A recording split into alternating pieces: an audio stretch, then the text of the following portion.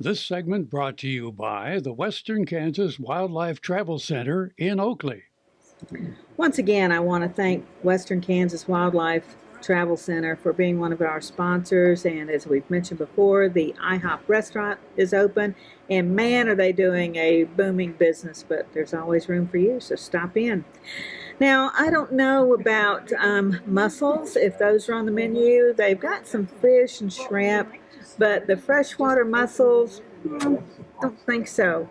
But man, are you going to be blown away when you hear about freshwater mussels? Who knew? They're everywhere. One need not visit the sea to collect shells. Our streams are full of mussel shells that can be quite pretty and infinitely interesting, according to a pocket guide to Kansas freshwater mussels, published by the Great Plains Nature Center. First, they are not clams, as they're often called. Now that is settled, there are 40 living species of native freshwater mussels in Kansas. Another 8 species are no longer found here. In fact, freshwater mussels are among the most imperiled groups of animals in North America. Over half those that remain in Kansas are threatened, endangered, or a species in need of conservation.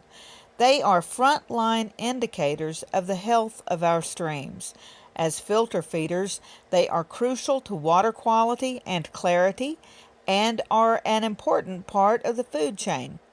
The invasive species, the Asiatic clam and zebra mussel, do not need host fish to reproduce, and thus reproduce exponentially faster than our native species.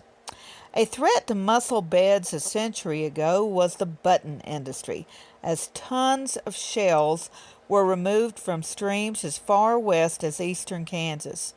The interior of the shell, mother of pearl, was harvested and a hollow round stamp pressed the buttons out of the shell, and small holes were drilled for the thread. With the advent of plastics, the market for shells diminished. For the full story on native mussels, pick up the pocket guide. But let's take a minute to talk about a couple of them. The white heel splitter is common in eastern Kansas and can be as large as 8 inches across. As the name implies, if you walk through a stream in bare feet, there is a good chance its razor edge would split your heel. Ow! The maple leaf mussel is common in eastern Kansas and in the Smoky Hill and Solomon rivers, and some small sandy streams in far western Kansas. Just as its name implies, it does in fact resemble a maple leaf. It is unique in that its only known fish host is the flathead catfish. The pondhorn is common throughout Kansas in ponds, lakes, pooled headwaters of streams.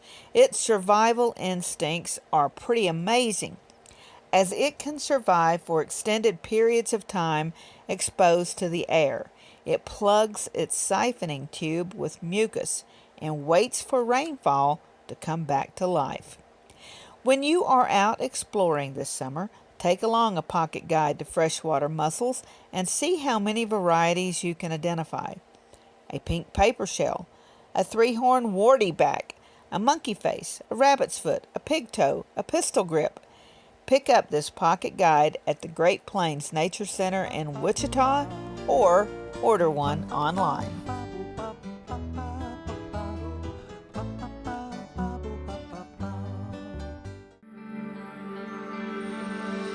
Welcome to Western Kansas Wildlife Travel Center, right here in Oakley, Kansas on I-70 at exit 76. I-70, after all, is America's Main Street, and we're right here on Main Street for you. Now that I'm an Oakley resident, I still come in almost every day, and I sit and listen to the conversations of the people around me. You know, the guys who are talking about the big elk they just bagged, or the folks who are taking their kid to college for the first time.